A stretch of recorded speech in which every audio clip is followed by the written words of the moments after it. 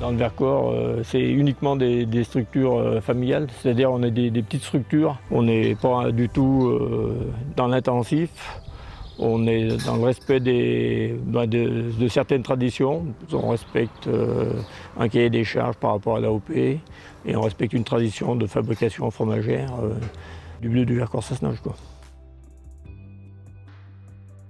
Sur l'exploitation, les vaches sont essentiellement à la pâture 6 mois de l'année. On les sort au 15 mai, matin et soir. On les rentre juste pour la traite. Elles peuvent profiter de l'extérieur, elles broutent l'herbe.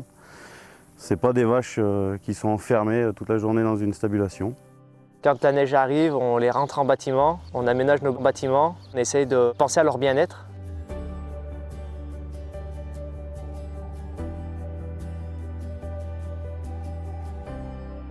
À la ferme de l'Écharasson, les vaches et les génisses sont en stabulation libre, en logettes paillées. Donc elles peuvent déjà se déplacer.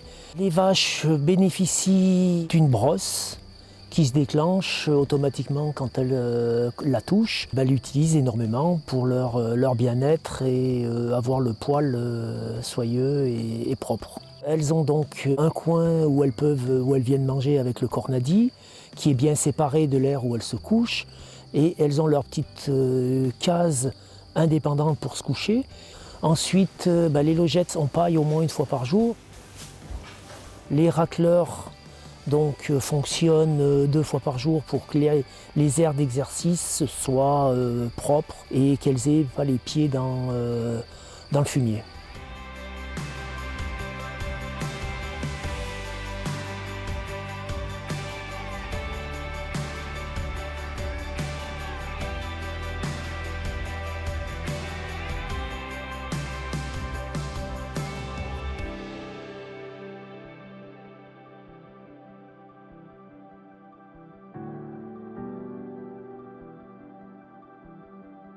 Alors ce matin, on a commencé par récupérer les génisses dans différents parcs. Après, on leur a mis des cloches. Donc chaque génisse a une cloche avec un numéro qui correspond à notre élevage. Chaque éleveur a un numéro et ça permet aux bergers de reconnaître les troupeaux à qui ils appartiennent. On n'a pas assez de surface pour les nourrir en bas sur les fermes, donc du coup on les monte en alpage. On se regroupe ici pour mettre nos génisses l'été sur l'alpage.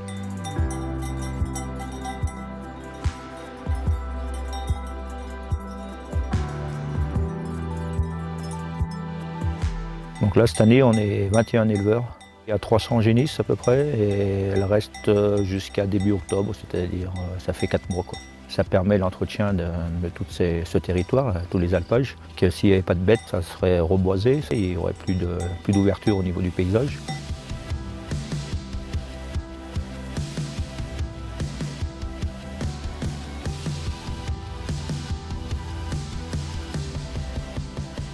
À la fin du printemps, on commence à penser à la récolte des foins pour l'hiver. On commence par faucher les prairies, puis on fait un passage pour faner, pour écarter le foin, pour le faire sécher. On passe un coup d'endéneur pour refaire une roule pour pouvoir y ramasser avec la presse à balle ronde ou une autochargeuse. On faisait de la balle ronde, on est passé sur un système séchage en grange en vrac, justement pour favoriser la qualité. Ça nous permet de récolter du foin qui n'est pas tout à fait sec. Ça permet d'être plus vert et garder plus de vitamines. Maintenant avec le climat, on a des périodes au printemps qui sont courtes pour faire du bon foin. Alors le séchage en grange nous permet de rentrer du foin plus rapidement et de garder une bonne qualité de foin.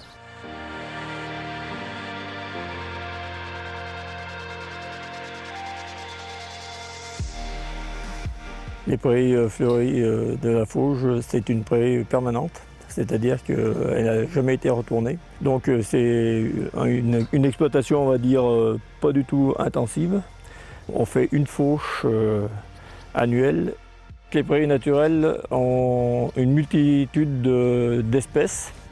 Donc à la différence des prairies temporaires, la prairie temporaire, c'est une prairie qui est retournée, qui est labourée. On sème différentes espèces.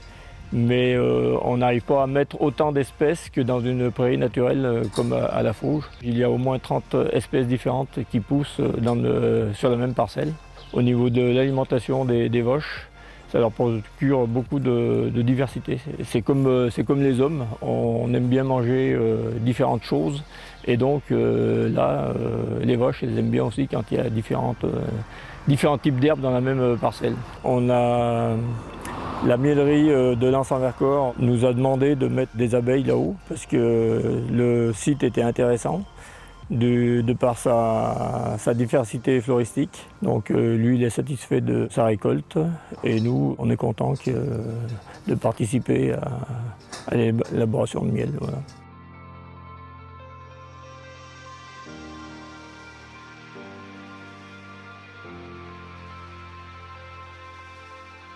Sur la structure, on est 3 associés, donc sur la commune de Villard-de-Lans. On exploite une surface de 167 hectares, sur laquelle on fait 16 hectares de triticale, donc nos céréales. C'est tout au consommé pour les vaches laitières. En fait, on moule la farine à la ferme et elle nous sert à donner à manger aux animaux. C'est sûr que l'alimentation elle est importante pour la qualité du lait. Le fait de savoir comment c'est produit, on est plus serein après pour nourrir nos animaux avec. Et le fait que ça soit produit sur l'exploitation, en fait, ça évite tout ce qui est manutention. Ça n'arrive pas par camion, c'est directement produit à côté de la ferme. L'exploitation est sur l'AOP Bleu de Vercors-Sassenage. Pour moi, c'est très important. Ça permet une valorisation du lait produit sur l'exploitation. Nous, on produit 400 000 litres de lait qui est exclusivement livré à la coopérative laitière de Vercors-Lait. L'AOP nous permet d'avoir un prix du lait quand même supérieur à la moyenne et ça nous permet en fait une visibilité pour l'avenir en fait. L'AOP du Bleu du Vercors, c'est une bonne chose pour le dynamisme de l'agriculture sur le plateau. Ça a relancé un petit peu l'agriculture, il y a un bon dynamisme, un bon effet de groupe. Faire partie d'une AOP, c'est déjà une garantie autant pour le consommateur. Il sait qu'il achète un produit qui a une traçabilité, qui a été produit dans une zone bien définie et avec un cahier des charges. Ensuite, pour nous, on a une plus-value sur notre produit qui nous permet de vivre sur des exploitations de taille familiale et relativement modeste et d'entretenir le paysage du Vercors. Je veux dire les clairières, d'entretenir des petites parcelles. Les paysages qu'on voit aujourd'hui sur le Vercors, il est façonné par l'agriculture. Si demain il n'y avait plus d'agriculture sur le plateau, on serait au milieu de la forêt en fait. Les paysages n'auraient plus rien à voir avec ce qu'on voit aujourd'hui. On a reçu ça, donc c'est les générations d'avant nous qui ont fait ça. Et ce qui est bien, c'est de pouvoir transmettre ça à ceux qui vont venir après nous. Travailler dans une qualité de produit et surtout inciter les gens à rechercher toujours une meilleure qualité de produit. Chercher on va dire, l'extra, quoi. L'objectif, c'est ça.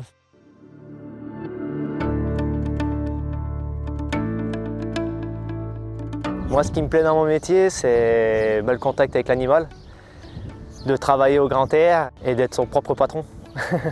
Nous, le troupeau est constitué de Montbéliarde et d'Abondance et aussi de Villarde justement concernant l'AOP.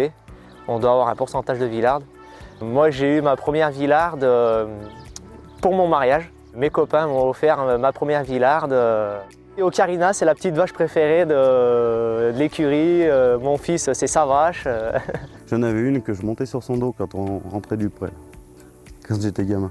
Moi, ce qui me plaît dans l'agriculture, c'est le fait d'avoir un métier où on peut tout faire. En fait, on est éleveur, on cultive la terre, on est mécano, on est comptable, on est un peu tout. Et la diversité du métier fait qu'on ne s'ennuie jamais. Qu'est-ce qui me plaît le plus? Tu vois, quand tu vois déjà des paysages comme ça, tu te dis que finalement, même si c'est dur, tu es content d'être là, quoi. Au milieu des montagnes, de la verdure, voilà, on va dire qu'on est quand même pas mal. Après, c'est de vivre avec des animaux, de soigner les animaux, quoi, être en contact avec l'animal. Ils nous apportent quand même beaucoup. On leur apporte beaucoup aussi, mais en contrepartie, on reçoit beaucoup de choses d'eux. C'est surtout l'observation des animaux aussi qui est très importante. L'œil de l'homme par rapport à l'animal, est capitale. Je pense aussi que là, produire du bleu du Vercors, enfin du lait qui sert à produire du bleu du Vercors, c'est aussi une certaine satisfaction, en sachant qu'on connaît la finalité de notre produit.